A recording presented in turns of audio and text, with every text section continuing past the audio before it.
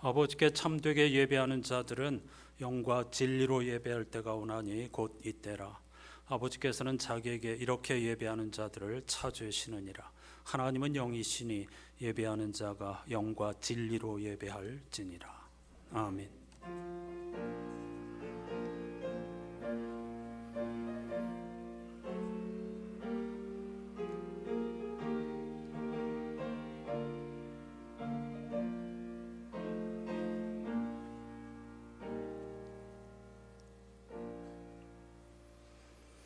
전능하신 하나님, 새 달을 시작하는 첫날 6월의 첫 주일에도 변함없이 창조와 구원의 주 하나님을 예배하는 자리에 저희들이 있게 하여 주신 것 진심으로 감사드립니다. 십자가와 부활의 예수님을 그리스도 구원자로 믿는 우리들의 삶의 중심에는 예배가 놓일 수밖에 없습니다. 하지만 하나님을 알지 못하는 이들, 하나님을 업신여기는 이들의 삶의 중심은 돈벌이, 명예, 과시, 자랑입니다. 그 모든 것들은 헛되고 헛되며 헛되고 헛된 것으로 열매 맺을 수밖에 없음을 너무나도 잘 알고 있기에 우리는 오늘도 삶의 중심에 예배를 두지 않을 수 없습니다. 창조와 구원의 하나님이여, 6월 한 달 동안에도 하나님이 이런 좁은 문을 통과하여 진리와 생명을 추구하는 이들에게 약속하신 빛과 기쁨을 부려 주시옵소서. 예수 그리스도의 이름으로 간절히 기원하옵나이다. 아멘.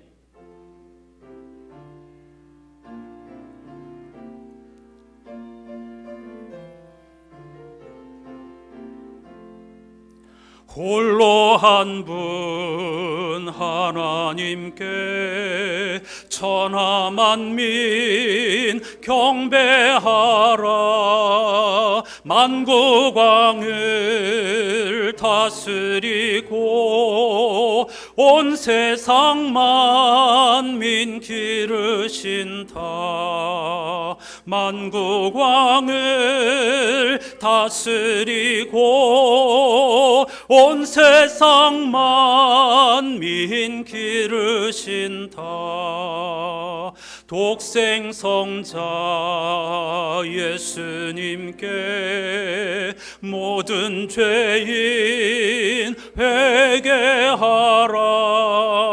세상 만민 구원하고 놀라운 은혜 베푸신다. 세상 만민 구원하고 놀라운 은혜 베푸신다.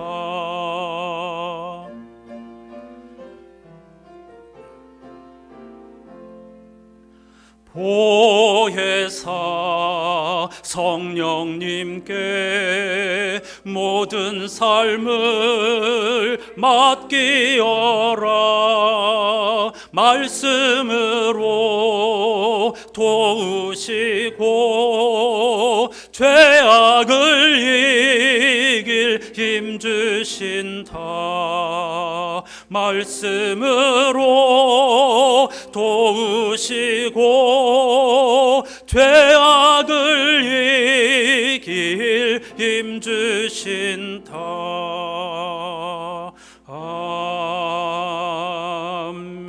아멘. 자리에 앉으시기 바랍니다. 6월 첫째 주일은 환경주일이기도 합니다. 오늘 함께 드리는 기도, 환경, 하나님의 창조의 아름다움, 그리고 이틀 앞으로 다가온 대선을 위한 기도를 함께 하십시다.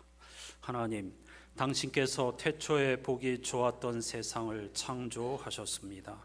우리는 그 아름다운 피조 세계를 기억하며 감사와 경외로 고개를 숙입니다. 인간의 욕심과 이기심으로 인해 강이 막히고 땅이 병들고 생명이 위협받고 있습니다. 창조 질서를 무너뜨린 우리의 죄악을 고백합니다. 주님, 용서하여 주옵소서. 수문이 열리고 강이 흐르자 생명이 돌아오는 것을 보게 하신 하나님, 회복의 징조 속에서 하나님의 숨결을 느낍니다. 우리도 그 회복에 동참하게 하소서. 오늘의 예배를 통해 다시 한번 하나님 나라의 생명 질서를 되새기며 피조 세계와 더불어 살아가는 삶으로 나아가게 하소서. 세상의 모든 족쇄를 풀어 없애시는 주님, 이번 대선을 통해 감옥에 갇힌 듯한 날들로부터 우리를 구원해 주소서. 우리 안에는 여전히 사람에 대한 기대가 있고 더 나은 세상을 향한 갈망이 있습니다. 하지만 그 기대가 실망과 상처로, 분노로 번져가던 기억들 때문에 괴롭고 답답합니다. 무참한 말들이 우리의 존엄을 해치고 일상을 망가뜨릴 때도 우리의 존재를 묵묵히 지키시는 주님, 살아있는 소망을 보여주소서. 그 어떤 말과 속임으로도 해치지 못할 우정과 연대의 경험으로 우리의 영혼을 채우시고 망설임 없이 서로의 상처를 씻기는 이들과 더 깊이 연결되게 하소서. 수시로 낙담하는 우리의 걸음 속에 부활의 영이 내내 살아 숨쉬게 하소서. 우리 주 예수 그리스도의 이름으로 기도합니다. 아멘. 요한복음 기자는 빛이 세상에 왔지만은 어둠이 그것을 싫어하여서 빛으로 나오지 않는다고 합니다. 이번 한 달 동안에 빛이신 생명과 구원이신 하나님을 향하여, 그 가치를 향하여 삶의 방향을 돌이키게 해달라고 침묵으로 기도하십시다.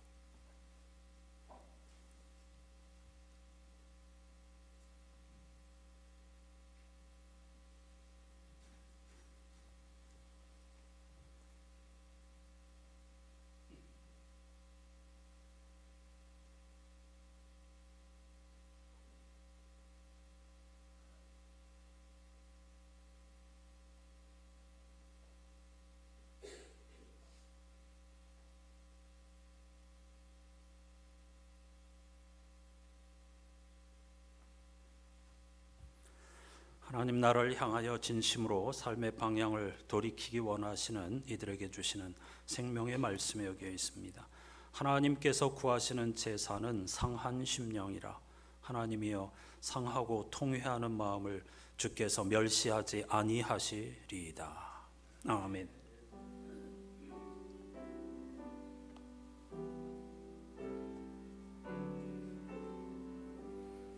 그리스도인들이 믿는 도리를 사도신경으로 함께 고백하십시다. 나는 전능하신 아버지 하나님, 천지의 창조주를 믿습니다.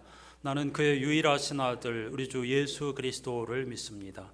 그는 성령으로 잉태되어 동정녀 마리아에게서 나시고 본디오 빌라도에게 고난을 받아 십자가에 못 박혀 죽으시고 장사된 지 사흘 만에 죽은 자 가운데서 다시 살아나셨으며 하늘에 오르시어 전능하신 아버지 하나님 우편에 앉아 계시다가 거기로부터 살아있는 자와 죽은 자를 심판하러 오십니다. 나는 성령을 믿으며 거룩한 공교회와 성도의 교제와 죄를 용서받는 것과 몸의 부활과 영생을 믿습니다. 아멘. 이번 주 성서일과표에 포함된 시편 97편 말씀을 교독하지요. 여호와께서 다스리시나니 땅은 즐거워하며 허다한 섬은 기뻐할지어다.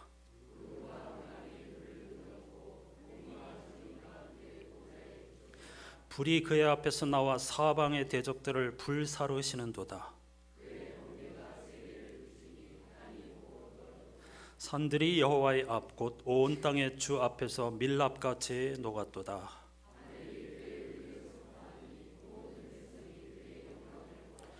조각한 신상을 섬기며 허무한 것으로 자랑하는 자는 다 수치를 당할 것이라.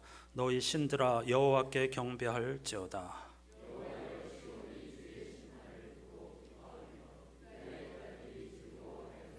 여호와여, 주는 온 땅 위에 지존하시고 모든 신들보다 위에 계시니이다.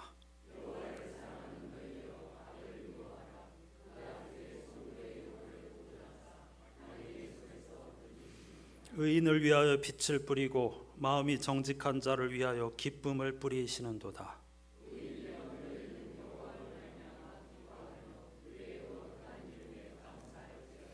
아멘. 빛 되신 예수 그리스도를 찬양하십시다.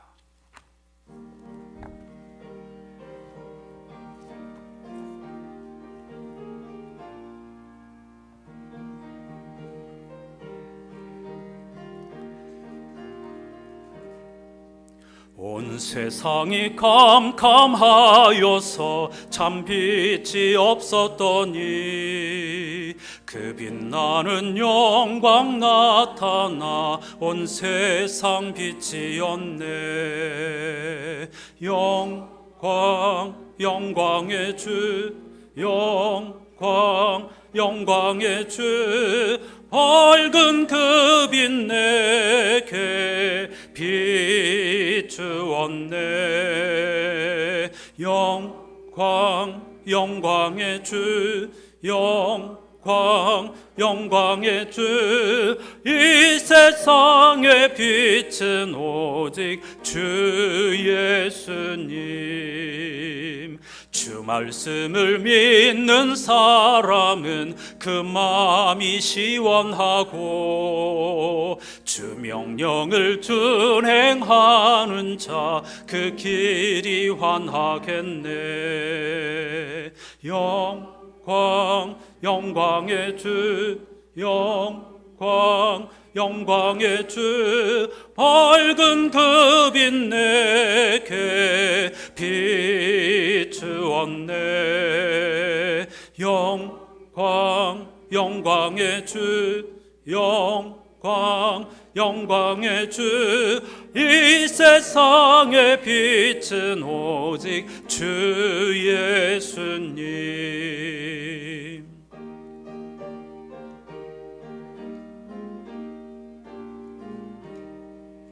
죄 가운데 사는 사람은 그 눈이 어두워도 그 죄악을 씻는 날에는 그 눈이 밝아지네.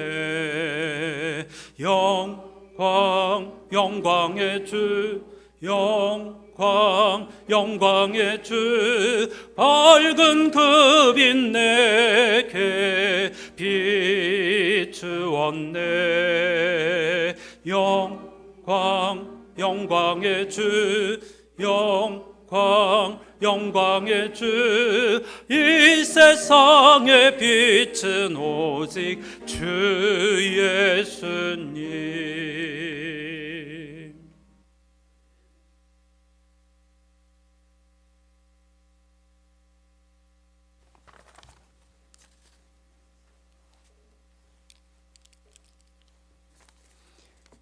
존귀하고 영광 받으시기에 합당하신 하나님 아버지, 오늘 또 은혜로운 이 자리에 저희를 불러주시고 예배자로 서게 하심을 진심으로 감사드립니다.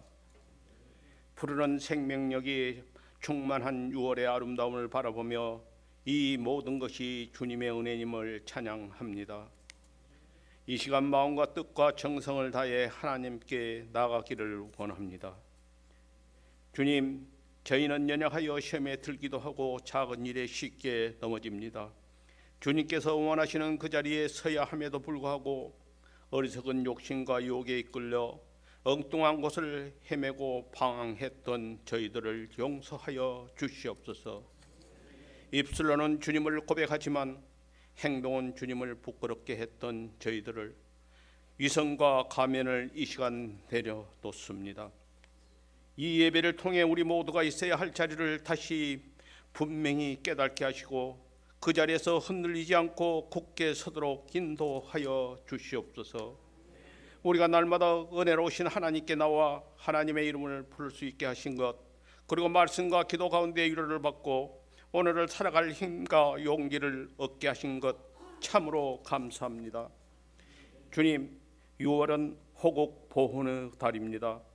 이 나라를 여기까지 인도하시고 지켜주신 하나님 앞에 감사와 영광을 돌리는 시간이 되게 하시며 나라를 위해 쓰고 수고한 호국 영령들을 기억하면서 저희들을 마음속에서 진정 나라를 사랑하는 마음과 나라를 위하여 기도하며 헌신하려는 마음이 더욱 충만해지기를 소망합니다. 하나님 아버지, 지금 대한민국이 위기 가운데 있습니다. 대통령이 탄핵되고 새로운 대통령을 뽑아야 하는 중요한 시점에 있습니다. 이러한 때에 저희 그리스도인들이 먼저 깨어 기도하기를 원합니다.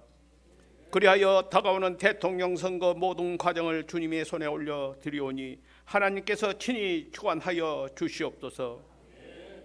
사람의 욕망이 아니라 주님의 뜻을 이루는 성가 되게 하시고 하나님의 뜻을 따를 줄 아는 지도자가 세워지게 하옵소서. 그리하여 정치와 경제와 사회가 두루 안정될 수 있도록 서로가 힘을 모아 국민을 위해 일할 수 있도록 도와주시옵소서. 교회를 위해 기도합니다. 연로한 어르신들과 병환 중에 계신 분들을 지켜주셔서 주님께서 교회당을 출입하시기에 부족함이 없도록 도와주시옵소서.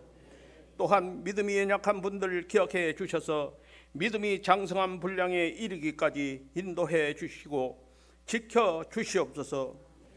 자비로우신 하나님, 이 시간 생명의 말씀을 전하시기 위해 단위에 서신 목사님에게 성령 충만함을 다하여 주시고 영과 육을 강건하게 하여 주시옵소서. 말씀이 선포될 때마다 예배하는 모든 예배자들에게 들을 길을 열어주시고 말씀 속에서 깨달음과 주님이 깊이 만나는 은혜를 허락하여 주시옵소서. 그리하여 한 말씀 한 말씀이 우리의 심령에 심겨지는 그 말씀을 가지고 우리의 생활 속에서 실천하며 나아가 어둠을 밝게 비추는 빛이 되게 하시고 예배를 위하여 수고하고 헌신하는 손길들의 수고가 아버지께는 영광이요 성도들에게는 본이 되게 하여 주시옵소서. 부활이요 생명이신 예수 그리스도의 이름으로 기도합니다.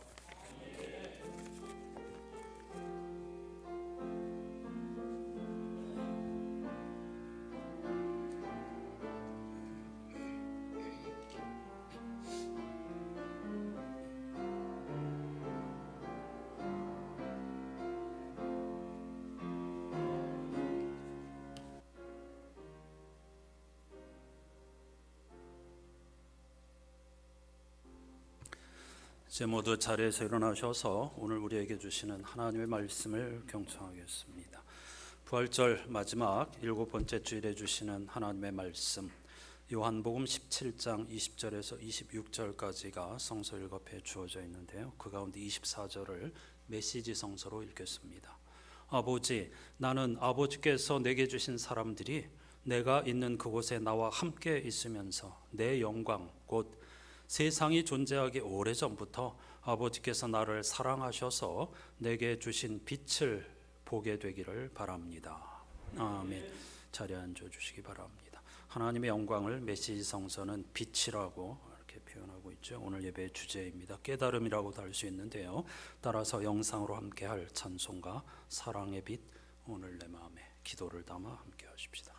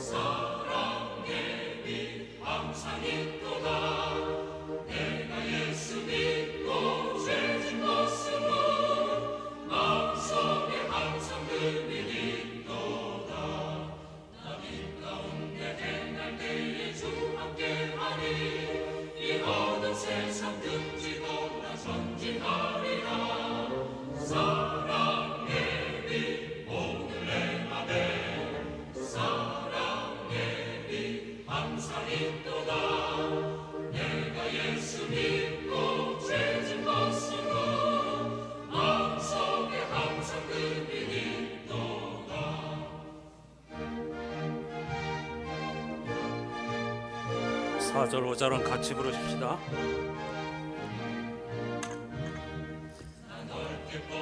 저 들판을 건너갈 때에 저 영광스런 그 열매 나 추수하겠네. 사랑의 빛 오늘 내 내 맘에 사랑의 빛 항상 있도다. 내가 예수 믿고 죄짐 벗은 후 마음속에 항상 그 빛 있도다. 영광의 빛 내게 비칠 때 그 영광스런 주 얼굴 나 친히 뵙겠네. 사랑의 빛 오늘 내 맘에 사랑의 빛 항상 있도다. 내가 예수 믿고 죄짐 벗은 후 마음속에 항상 그 빛 있도다. 사랑의 빛 사랑의 빛 오늘 내 맘에 사랑의 빛 항상 있도다. 내가 예수 믿고 죄짐 벗은 후 마음속에 항상 그 빛 있도다. 하나님께서 우리에게 허락하여 주신 이 빛, 생명, 진리, 구원 항상 우리의 영혼 가운데 충만한 삶이 될 수 있기를 주님의 이름으로 축복합니다. 오늘은 부활절기를 마무리하는 7번째 주일입니다. 우리는 올해 부활절기 내내 요한복음을 성서일과표 가운데에서 복음서 본문 요한복음을 본문으로 읽으면서 예배하였고, 2주 전부터는 예수님의 고별 설교인 13장부터 16장까지의 가르침을 중심으로 예배하였습니다. 오늘 본문 요한복음 17장은 십자가를 앞둔 예수님의 기도입니다. 다른 복음서에 이른바 겟세마네 동산, 기름 짜는 마을이라는 뜻이죠. 그곳에서 땀방울이 핏방울이 되기까지 간절하게 할 수 있다면 이 잔을 옮겨달라고 하였던 예수님의 기도와는 전혀 다른 차원의 기도입니다. 그래서 요한복음을 독수리 복음, 영적 복음이라고 부릅니다. 요한복음 17장은 이른바 대제사장으로서 예수 그리스도의 기도라고 불리웁니다. 따라서 이 기도는 자신과의 이별과 자신이 이제 곧 죽게 된다는 사실을 제자들에게 자세하게 반복적으로 알린 다음에 세상에 남게 될 그들을 위해 하나님께 드린 간구입니다. 지난주에도 말씀드렸지만은 제자들은 예수님이 떠나신다는 소식에 그 의미를 제대로 알지도 못하고 당황하고 불안하여 어찌할 바를 몰랐습니다. 예수님은 마치 목자를 잃은 양처럼 흔들리는 제자들을 하나님께 맡기면서 이렇게 기도하셨습니다. 나는 이제 더 이상 세상에 있지 않으나 그들은 세상에 있습니다. 나는 아버지께로 갑니다. 거룩하신 아버지, 아버지께서 내게 주신 아버지의 이름으로 그들을 지켜주셔서 우리가 하나인 것 같이 그들도 하나가 되게 하여 주십시오. 11절입니다. 나는 이제 더 이상 세상에 있지 않으나 그들, 즉 제자들과 우리를 포함한 모든 그리스도인들은 세상에 있습니다. 아버지께서 내게 주신 아버지의 이름으로 그들을 지켜주셔서 나와 하나님 아버지, 즉 예수와 하나님이 하나인 것 같이 모든 믿는 이들도 하나님과 예수 그리스도와 성령님과 하나가 되게 해 주십시오. 놀라운 기도, 신비로운 기도입니다. 지난주일 광고 시간에 제가 금년에 안식년이라는 말씀을 드리면서 주중에, 주일 말고 주중에 서너 번 정도 공부를 위해 교회를 비울 수 있다고, 그러니 새벽이나 수요일 저녁에 제가 보이지 않더라도 염려하지 마시라고 부탁을 드렸습니다. 그런데 적지 않은 분들이 제가 이번 주부터 안식년 휴가를 떠난다는 말로 이해하신 것 같습니다. 그래서 왜 저보고 여기 있느냐고 그렇게 물으시는 분도 있고, 가신다고 하지 않았느냐고 물으시는 분도 여러 분 있었습니다. 심지어 어떤 분은 분리불안을 느낀다고까지 했습니다. 지난주일 설교에서 초기 교회 성도들이 유대교와 갈라선 후에 일종의 분리불안에 시달렸다고 했더니 그것을 재치 있게 활용한 것입니다. 어찌되었든 여러분들이 제가 잠시 보이지 않는 것을 아쉽게 생각하신다는 것을 확인했으니 감사한 일입니다. 서운할 뻔했는데 대단히 고맙습니다. 여러분, 제가 안식년을 맞아 언젠가 아마 내년이 될 것 같은데요, 한 달 정도 보이지 않을 때에 그것도 서운해 하신다면 오늘 본문에서 예수님 당시의 제자들의 심정은 얼마나 불안했을지 충분히 짐작하시겠죠. 한 달 후에 다시 돌아온다는 게 아닙니다. 이별입니다. 그리고 어디론가 완전히 떠나신다고 했는데 너희들은 아무리 오려고 해도 나를 따라올 수 없다고 했습니다. 도대체 무슨 말인지, 어디로 가시겠다는 것인지, 우리는 어쩌라는 것인지, 예수께서도 그런 제자들의 마음과 형편을 잘 아시기에 그들을 하나님의 선하신 손길에 맡겨 드리는 그런 기도를 간절한 마음으로 드리신 것이죠. 그런데 요한복음 17장 이 모든 기도를 예수께서 문자 그대로 드리신 것은 아닙니다.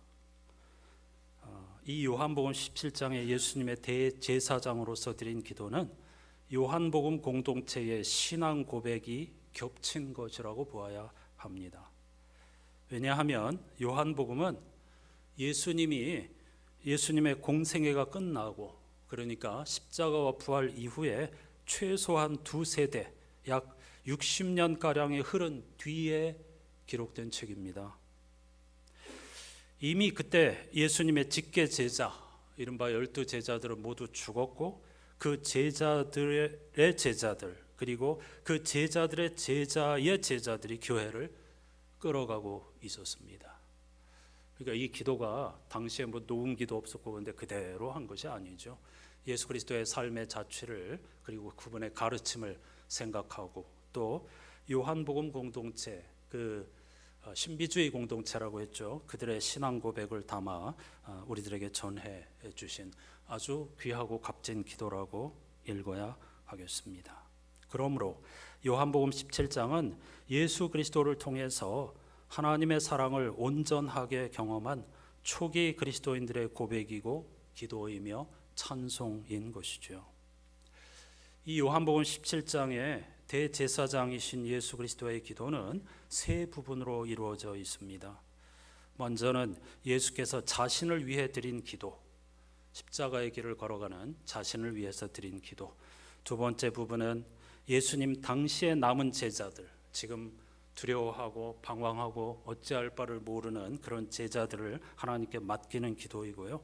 세 번째 마지막 부분은 그들의 전도를 통해서 앞으로 종말의 순간까지 하나님을 구원자로, 예수를 그리스도로 믿게 될 모든 성도들을 위해 드린 우주적인 기도입니다. 오늘 본문은 세 번째 단락, 그러니까 후대 그리스도인들을 위한 것입니다. 예수님의 기도가 지금 오늘 함께 예배하는 저와 여러분을 위한 것이기도 하다는 뜻이죠. 여기에 우리의 희망이 있습니다. 지난 그리스도교 역사에서 수많은 그리스도인들이 바로 이 요한복음 17장에서 기독교 신앙의 깊이와 신비와 진수를 맛보았습니다. 오늘 이 놀라운 기도, 우주적인 기도를 다 다룰 수 없지만 그 중에 아주 일부분만 깊이 생각해 보죠. 먼저 본문을 성서 언어를 깊이 공부한 송민원 목사님의 번역으로 읽어보겠습니다. 주보에 오늘은 실려 있고 화면으로는 제가 어제 늦게 도착했기 때문에 미처 부탁을 드리지 못했습니다. 5월과 6월 주보 체계집에 이 송민원 목사님의 책을 소개하고 있는데요. 지난 금요일 욥기를 주제로 한 세미나, 물론 송민원 목사님이 혼자 강사가 아니었습니다. 여러 학자들이 토론 형식으로, 논쟁 형식으로 욥기를 가지고 세미나를 했는데 거기에 제가 참석하여 공부하고 지난주일 말씀드린 것처럼 직접 대화하고 어떤 분이신가 이걸 확인한 다음에 10월 우리 교회 11번째 말씀잔치 강사로 송민원 목사님을 초청하였습니다. 당연히 기쁜 마음으로 오시겠다고 했죠. 기대하셔도 좋습니다. 왜냐하면 학자이면 목회자이지만은 학자의 언어로 글을 쓰는 분이 아니고요, 목회자의 심정으로, 비유하자면 메시지 성서와 같은 방법으로 성서를 풀이하는 그런 분이라서 아마 우리들에게 큰 하나님의 말씀에 대하여서 깨달음, 그리고 얼마나 이 말씀이 아름답고 소중한 것인가를 깨닫게 해 주실 줄로 믿습니다. 기대하고 기대하시기를 바라고요. 이제 읽어보겠습니다. 귀로만 들으셔도 되고요, 글씨가 좀 작지만 주보를 보셔도 좋겠습니다. 17장의 기도 가운데서 몇 부분을 발췌한 것입니다. 하나님께서 제게 사람들을 보내주셨습니다. 그리스도인들을 말하는 거죠. 저는 그들에게 아버지께서 제게 말씀하신 모든 것을 전해 주었습니다. 그들이 당신의 뜻 안에서 참된 진리이신 당신의 말씀 안에서 살 수 있도록 도와주세요. 이 세상과 구별되게, 이 세상 사람들과는 다르게 이 세상의 법칙대로 살아가지 않을 수 있도록 그들을 이끌어 주세요. 제가 아버지와 하나 된 것처럼 저들도 저와 하나가 되게 하시고 저들이 서로 하나가 되게 해주세요. 저들이 서로 사랑하게 해주세요. 제가 하나님의 이름이 사랑이라는 것을 세상에 알리고 보여준 것처럼 저들 역시 하나님의 사랑 안에 거하며 하나님이 이 세상을 얼마나 사랑하시는지 온 세상에 알리는 사람이 되게 해주세요. 예수님께서 드린 그 기도를 쉬운 말로 풀이한 것입니다. 여러분, 요한복음 17장에 십자가의 죽음을 앞두고 제자들과 앞으로 믿게 될 이들을 위해 드린 예수 그리스도의 기도는 하나님과의 하나됨에 집중하고 있습니다. 요한복음을 읽으면서 계속 말씀드렸지만은 요한복음 전체 주제가 하나님과의 영적 합일입니다. 하나됨. 어려운 주제이죠. 인간이 어떻게 하나님과 하나 될 수 있을까? 하나님의 형상, 하나님의 신성에 그 힌트가 있다고 말씀드렸습니다. 하나님과 하나 된다는 것은요, 다르게 표현하면은 생명 충만을 경험하고 누리는 것입니다. 하나님이 생명의 창조자이시기 때문이죠. 우리는 지금 잘 먹고 잘 살고 있다고 착각하지만 그러나 죽음 지향의 세상에서 살고 있습니다. 그 세상의 흐름에 노예가 되지 않고 생명 지향의 삶, 그것도 생명 충만을 경험하고 누리는 것이 곧 창조주이신 하나님과의 하나 되는 삶을 의미합니다. 요한복음의 기록 목적, 마지막 부분에서 기록하고 있는 목적이 그것을 분명히 밝히고 있습니다. 생명을 얻게 하기 위함이라고 말이죠. 24절은 하나님의 사랑이 곧 하나님의 영광이라고 고백합니다. 구약성서, 특히 수많은 시편 지혜자들은 여호와는 선하신 하나님이라고 고백합니다. 그렇죠? 여호와는 선하시니 또 그분은 인자하시니, 이런 고백이 아주 대표적인 하나님에 대한 신앙 고백입니다.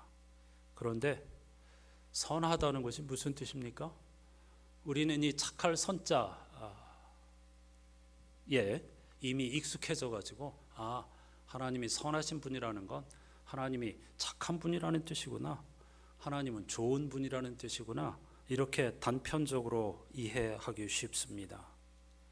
하지만 구약성서에서 여호와는 선하시다 할 때의 선함은 전혀 그런 뜻이 아닙니다.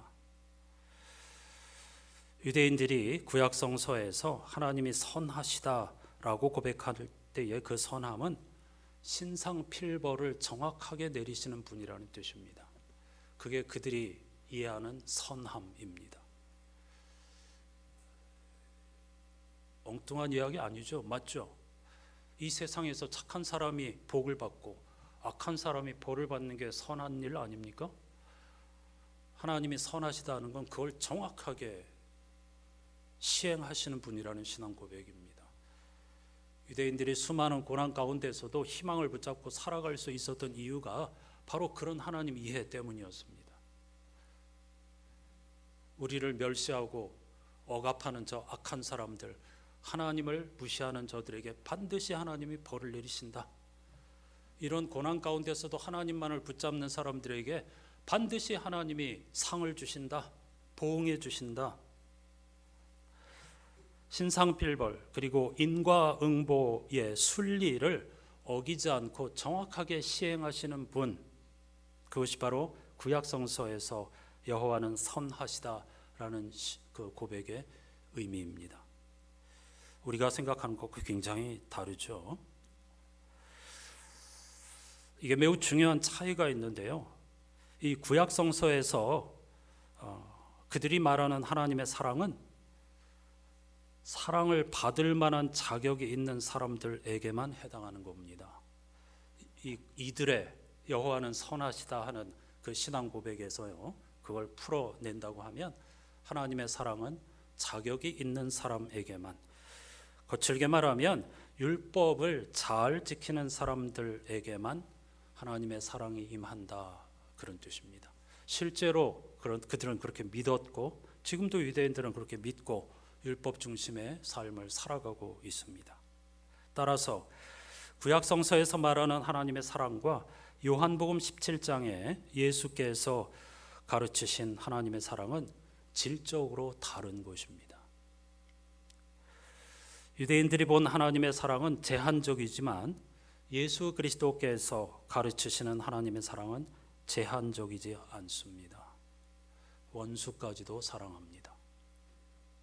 불편하죠. 세리와 죄인들도 사랑합니다. 탕자도 사랑하는 아버지처럼 하나님은 우리들 인간의 생각을 뛰어넘어 모두를 사랑한다고 예수께서는 선포하셨습니다. 그러므로 차별이 없는 하나님의 사랑을 영혼 전체로 받아들이는 것이야말로 최고의 영광이라고 한 것이고, 메시지 성서는 이런 깨달음을 빛의 경험이라고 번역하고 있습니다.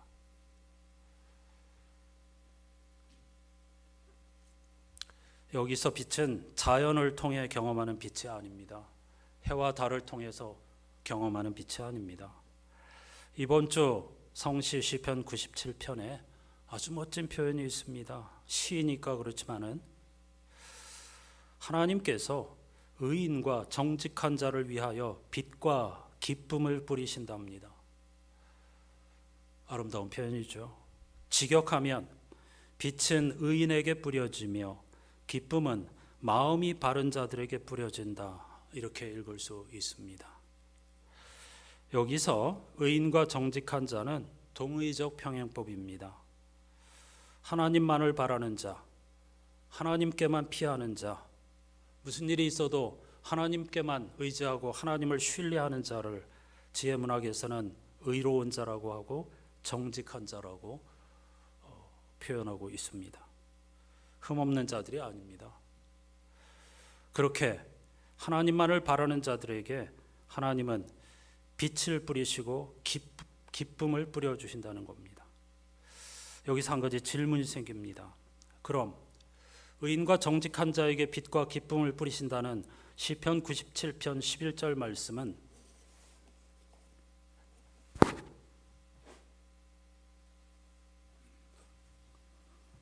마태복음 5장에 햇빛이 선한 사람과 악한 사람에게 골고루 비춘다고 하는 하나님은 선인과 악인에게 모두 햇빛과 비를 내려주신다는 그런 말씀과 충돌하는 것 아닌가? 조금 전에 제가 말씀드린 예수 그리스도의 차별 없는 사랑과 충돌하는 것 아닌가? 이런 질문을 할 수 있겠죠.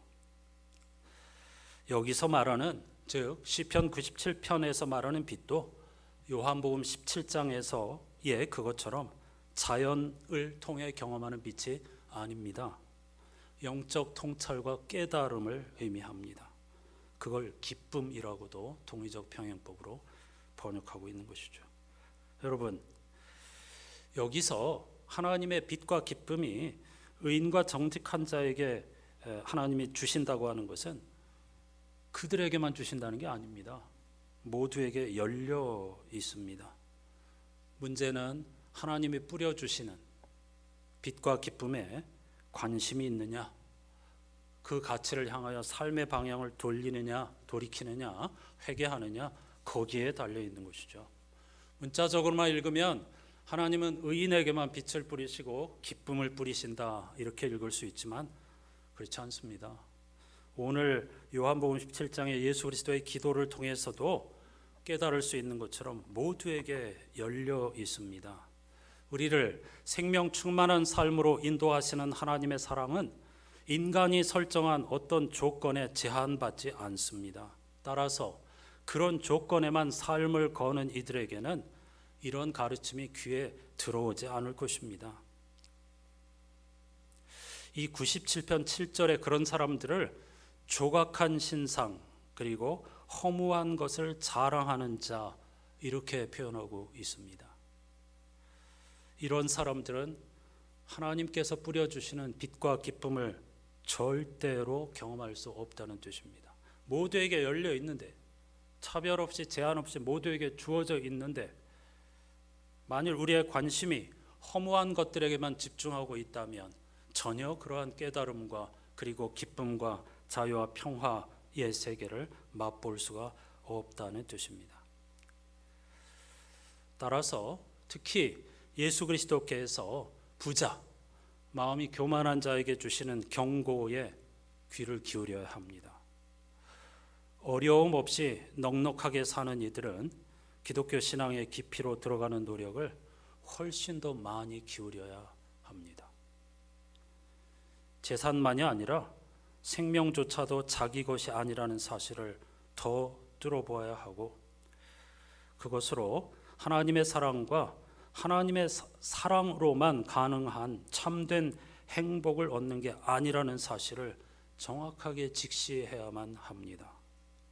그런 영적인 시야가 확보된다면 그는 자기의 재산과 자기 자신에게 노예가 아니라 주인으로 하나님의 영광을 위해 살아갈 수 있겠죠.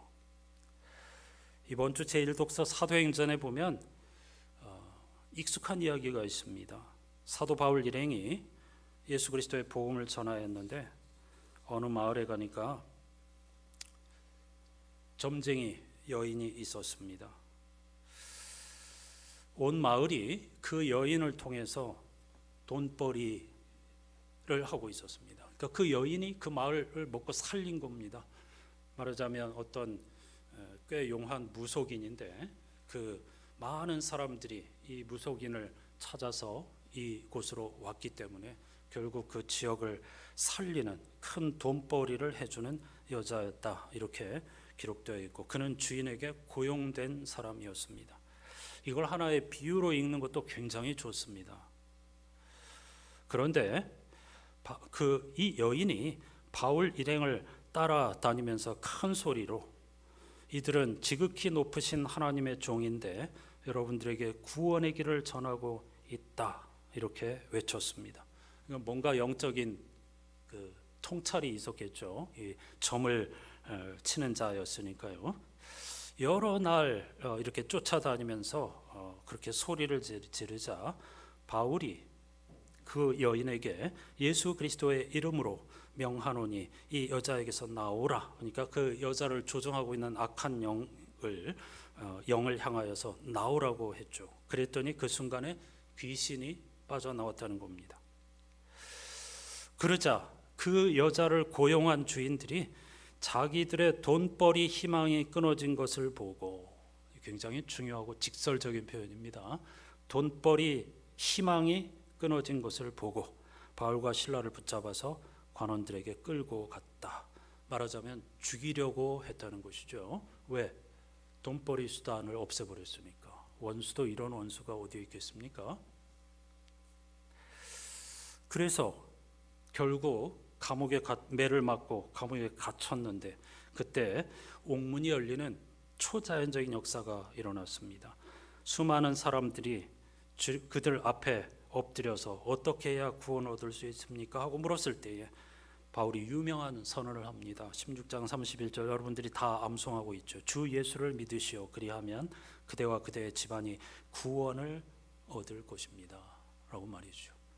주 예수를 믿으라. 그리하면 너와 네 집안이 구원을 얻으리라. 여러분, 여기서 주 예수라는 표현이 핵심입니다. 우리는 이 문장을 다 암송하고 있고 어떤 면에서는 주술적으로 주 예수를 믿으라 이렇게 종교적 관용적으로 생각할 수 있는데 그런 표현이 아닙니다. 엄청나고 놀라운 선언입니다. 제가 좀 거칠게 직설적으로 번역을 한다면 돈벌이 수단에 인생을 걸고 살아가는 우리들을 향하여서 돈 예수가 아닌 주 예수를 믿으라고 선언하고 있는 것입니다. 돈 예수, 명예 예수, 물질이나 명예 이런 것들이 우리를 구원할 수 없다는 것입니다. 하나님의 아들 십자가 부활의 예수만이 우리의 그리스도가 될 수 있다는 선언입니다. 그게 주 예수를, 그러니까 주님이신 예수를 믿으라는 겁니다. 실제로 우리는 수많은 수단을 주인으로 섬기며 살아가고 있죠. 여러분, 수없이 말씀드리지만은 경제활동 소용없다, 기도하면 다 먹여 살려주신다, 그런 뜻 아닙니다. 그런 거 아니라는 거 아시죠? 열심히 경제 생활하며 사셔야죠. 그러나 그게 그리스도가 되면 안 된다는 뜻입니다. 왜냐하면 우리를 구원하지 못하니까요. 선택은 우리 자신의 몫입니다. 이 마을의 부자들처럼 돈벌이 수단에 목숨을 걸면 하나님의 빛과 기쁨을 전혀 경험하지 못하게 됩니다. 인생의 마지막은 헛되고 헛되며 헛되고 헛되니 모든 것이 헛되도다로 귀결될 수밖에 없겠죠. 오늘 찬송가 부른 것처럼 이 세상의 빛은 오직 주 예수 그리스도, 이 세상의 구원자는 오직 하나님의 아들 예수 그리스도밖에 없습니다. 제2독서 요한계시록 본문은 하나님께서 우리를 초청하시는데 복음을 듣는 사람들을 오라고 초청하시면서 목마른 사람도 오십시오, 생명의 물을 원하는 사람은 거저 받으십시오, 이렇게 노래하고 있습니다. 이거 참 재미있고 역설적인 표현입니다. 다 열려 있다는 뜻입니다. 근데 목마르지 않으면 안 오죠. 배고프지 않으면 거들떠보지도 않죠. 여기에 정말 목마름과 기근을 해결하는 진리가 있다는 사실을 알면 삶의 방향을 돌이키겠죠. 그것이 오늘 본문에서 우리에게 던지는 질문입니다. 이제 감사의 식탁 교제를 나누겠습니다. 오늘도 변함없이 말씀을 듣고 빵과 잔을 나눌 때마다 우리는 예수 그리스도의 기도처럼 점점 더 예수 그리스도의 몸이 되어갑니다. 우리가 주님과 얼마나 하나가 되었는지, 다시 말하면 주님을 얼마나 닮았는지 여러분 스스로에게 질문해 보십시오. 주님의 살과 피, 생명과 기쁨을 받는 우리가 어찌 악한 말과 무례와 거짓된 행동을 하며 살아갈 수 있을까요? 오늘 본문이 소개하는 주님의 기도를 조금이라도 묵상하는 사람이라면 결코 그럴 수 없습니다. 우리의 손과 발과 입, 그리고 우리의 몸과 마음은 점점 더 주님을 닮아갑니다. 선함과 겸손, 온유와 인내, 평화와 절제, 섬김과 정의의 씨앗으로 열매를 맺을 수밖에 없습니다. 그렇게 되면 세상 속에서 빛나는 교회 공동체의 사명을 감당하게 될 줄로 믿습니다. 세 달 첫 주일마다 감사의 식탁 교제에 참여하는 것은 저와 여러분들이 예수 그리스도 안에서 한 가족, 예수 그리스도의 식탁에서 성찬을 나누는 한 식구라는 뜻입니다. 주님과 함께 길을 찾는 사람들, 생명 충만을 향하여 나아가는 사람들, 빛을 향하여 걸어가는 사람들이라는 뜻이죠.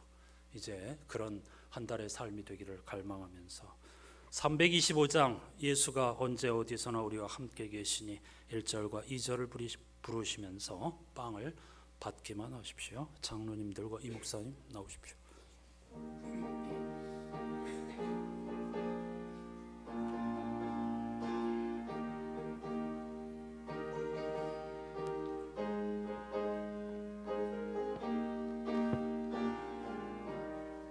예수가 함께 계시니 시험이 오나 겁없네.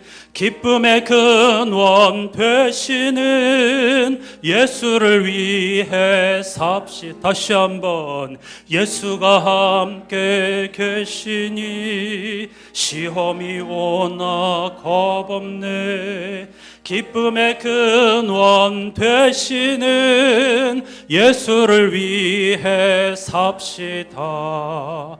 날마다 주를 섬기며 언제나 주를 기리고 그 사랑 안에 살면서 딴 길로 가지 맙시다.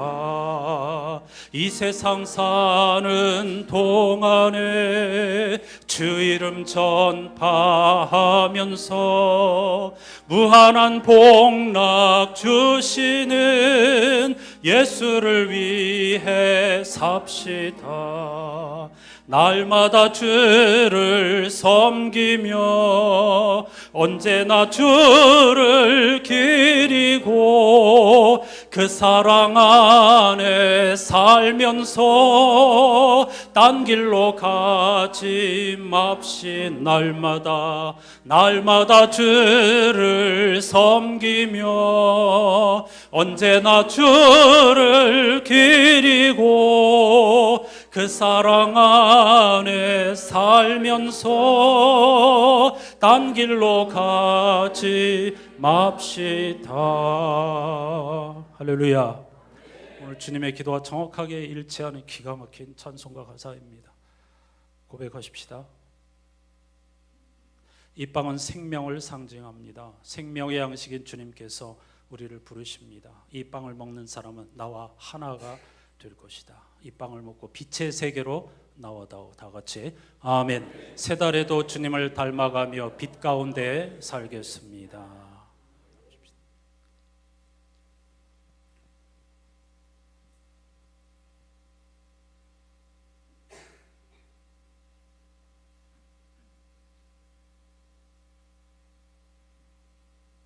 삼, 4절을 부르시면서 잔을 받기만 하십시오.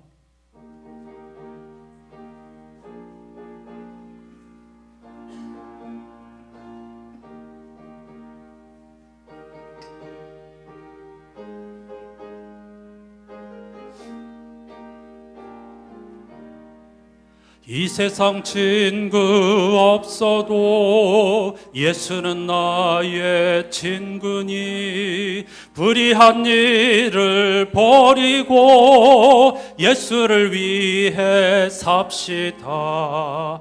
날마다 주를 섬기며 언제나 주를 기리고 그 사랑 안에 살면서 딴 길로 가지 맙시다.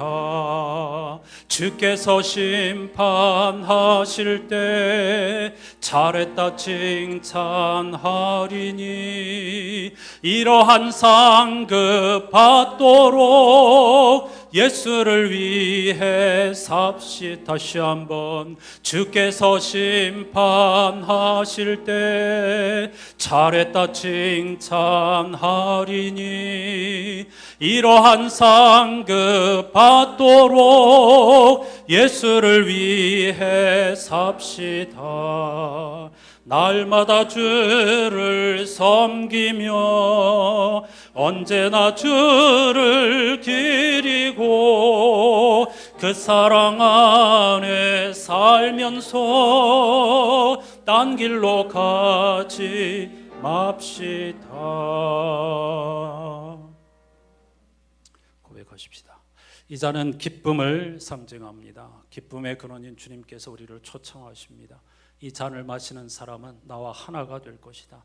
이 잔을 마시고 기쁨의 세계로 나와다오.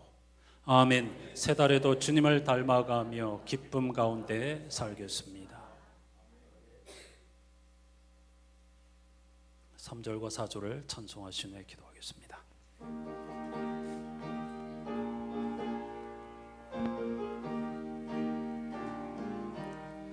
이 세상 친구 없어도 예수는 나의 친구니, 불의한 일을 버리고 예수를 위해 삽시다.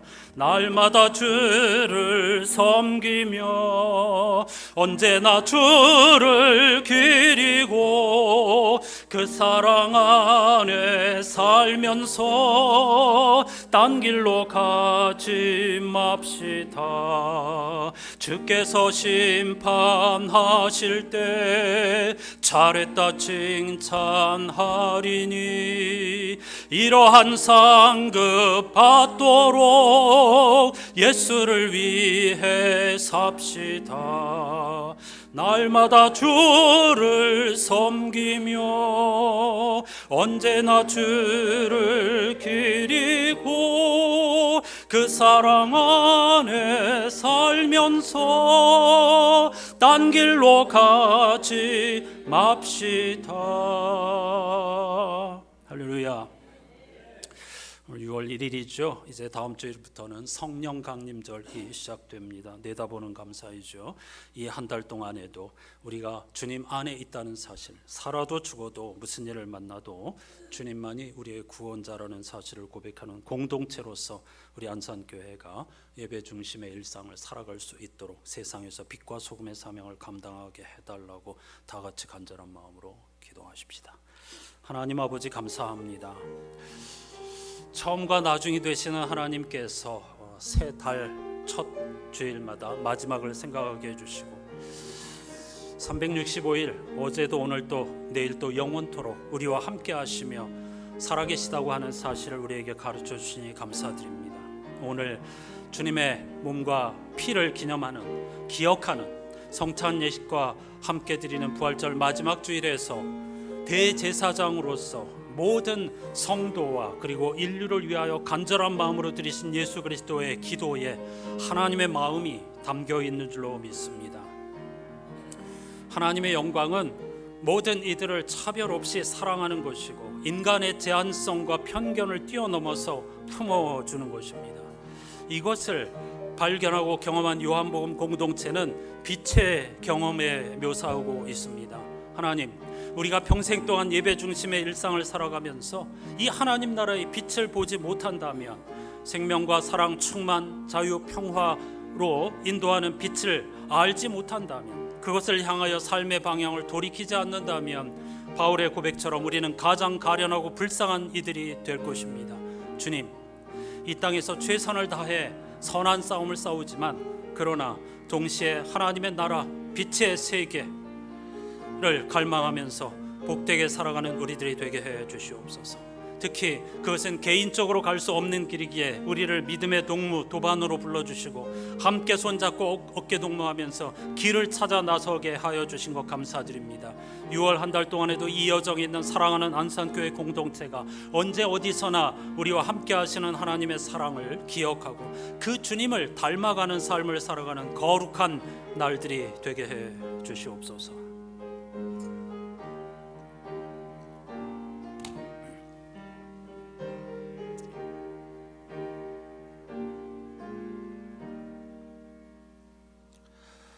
전능하신 하나님, 구약시대의 하나님은 선하신 하나님, 즉 자격이 있는 사람들에게 상을 주시고 악인에게 벌을 주시는 분이라고 고백하였습니다.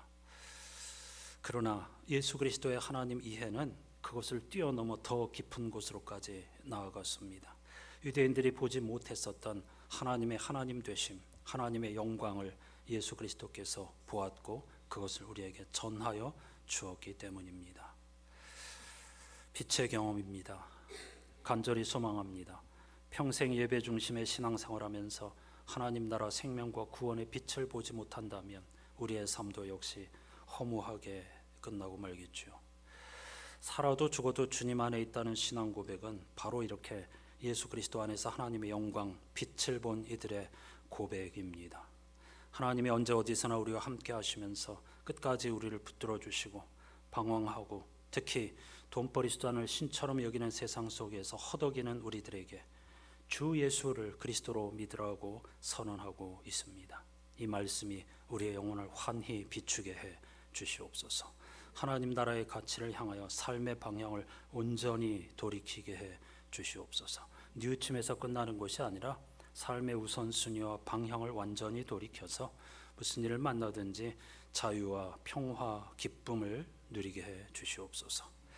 한 나라를 경영하겠다고 나서는 이들의 속물근성을 보면 참으로 부끄러워지지 않을 수가 없습니다. 이렇게 공부한 사람들, 권력을 쥔 사람들, 부자로 살아간 사람들이 이 정도 수준이구나 생각하는 건 사실은 그리 놀랄 일도 아니고 비난할 일도 아닙니다. 왜냐하면 하나님 없는 삶은 결국 그렇게 귀결될 수밖에 없기 때문입니다. 그러므로 우리는 이 현실 속에서도 빛을 보아야 하겠습니다. 먹고 사는 문제가 무척 중요하지만 그러나 돈벌이 수단 혹은 명예와 자랑을 신으로 섬기는 우리가 되지 않게 해주시고 한없이 사랑과 은총과 자비 충만하신 하나님을 우리의 구원자로 모시고 살아가는 한 달이 되게 해 주시옵소서. 안산교회 공동체가 그런 공동체로서 이 지역사회에 향기를 퍼뜨리게 해주시고 예수 그리스도의 편지가 되게 해주시고 성령의 별명인 바람처럼 수많은 사람들의 곤고한 영혼을 따뜻하게 비추고 부드럽게 감싸는 영혼들이 되게 해 주시옵소서. 예수 그리스도의 이름으로 간절히 기도드립니다. 아멘.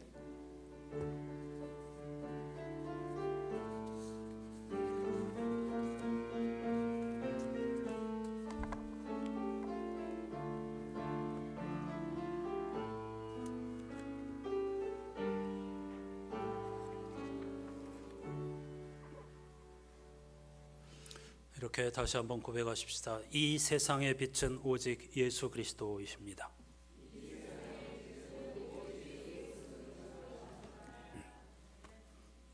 좀 길었는데 잘 하시네요. 짧게 할까요? 아, 그래요. 저분이 분리불안을 느낀다고 하신 분이에요. 한 주간 동안에도 정말 이 성서 일과표 제가 조금씩 그냥 터치만 한 것입니다. 여러분들이 반드시 읽으셔야 빛을 경험할 수 있습니다. 반복적으로 읽으시고 궁금해하시고 질문하시고 몸부림을 쳐야 뭔가 희미한 빛, 세미한 음성을 들을 수가 있습니다. 반드시 그런 노력을 하셔야 합니다. 공짜가 아닙니다. 저절로 되는 것이 아닙니다. 기억하시기를 부탁드립니다. 6월달 오늘 식탁 교제 하신 후에 1시 30분부터 찬양 예배 이 목사님과 안수 집사님들이 준비 열심히 하셨습니다.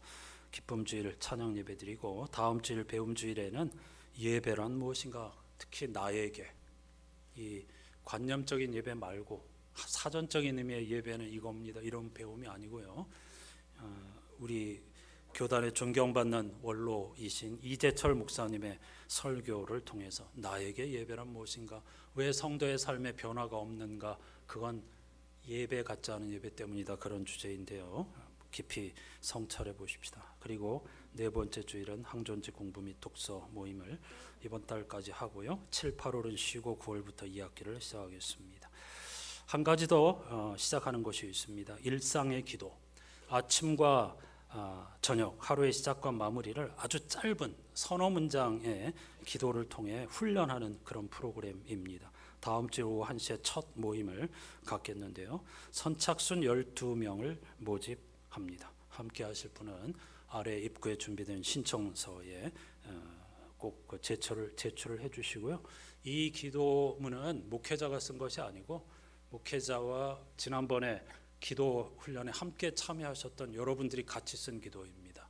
그러니까 여러분들의 기도라고 할 수 있겠죠. 많은 관심을 가지고 참여해 주시기를 바랍니다. 오늘 이삭죽기 헌금 주일이었습니다. 한 달 동안에도 이 일에 힘써 주시기를 부탁드리고요.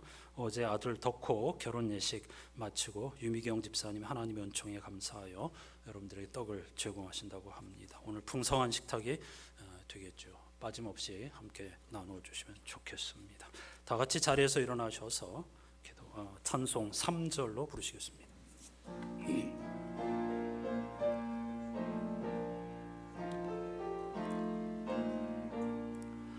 돛을 곧 미리 아시고 주 너를 지키리. 구하는 것을 주시며 주 너를 지키리. 주 너를 지키리. 아무 때나 어디서나 주 너를 지키리.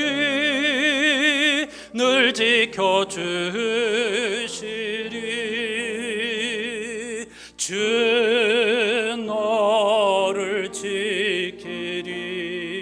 아무 때나 어디서나 주 너를 지키리.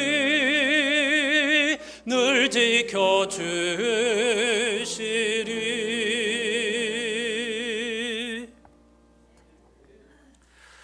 아버지, 나는 아버지께서 내게 주신 사람들이 내가 있는 곳에 함께 있으면서 내 영광 곧 세상이 존재하기 오래전부터 아버지께서 나를 사랑하셔서 내게 주신 빛을 보게 되기를 바랍니다.